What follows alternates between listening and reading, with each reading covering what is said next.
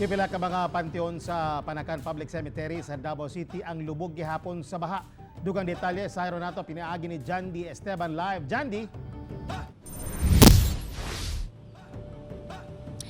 Yes, Tek, gipaniguro sa caretaker sa Panakan Public Cemetery nga muhubas na ang tubig una ang kalagkalag. Wala pagihapon mihubas ang tubig baha nga napundo sa Panakan Public Cemetery nga resulta sa sunod-sunod nga pag-ulan dinhi sa Davao City. Kini ang tinuig nga problema sa sementeryo panahon sa kalagkalag tungod walay kalutsan ang tubig. Busa ang pipila ka mga lubnganan ang lubog sa baha.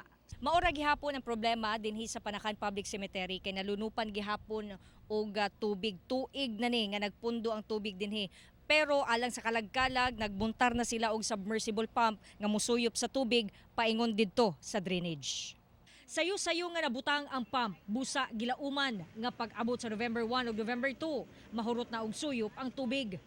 Natay gibutang nga submersible pump, pwede na sila makaadto sa ilahang mga ilang mga kuan nga matay dinha. Makasulod na sila sa sulod kay naa na may uga naman siya, dili na gyud siya as in baha. Sa karon, mingaw pa ang sementeryo kay wala pa kaayoy miduaw nga tagtungod sa mga minatay.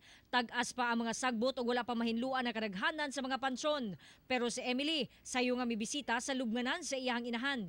Kay adlaw man gud sa natawan sa kong inahan. So medyo magtapok-tapok pud mi karon ba. So pagka November 1, Maadi pud mi diri kay para magdua pud mi. Sa namang gud mi lolo niya na pud diri akong papa. Pag moabot mani sila 1 or 2, dili na bawal na ang mga gamit na mga kuan sama ng mga lagaraw, mga kuan, bawal na siya makasulod. Dapat makaani sila mga next week na sila, di pa maabot ang 1 or 2. okay.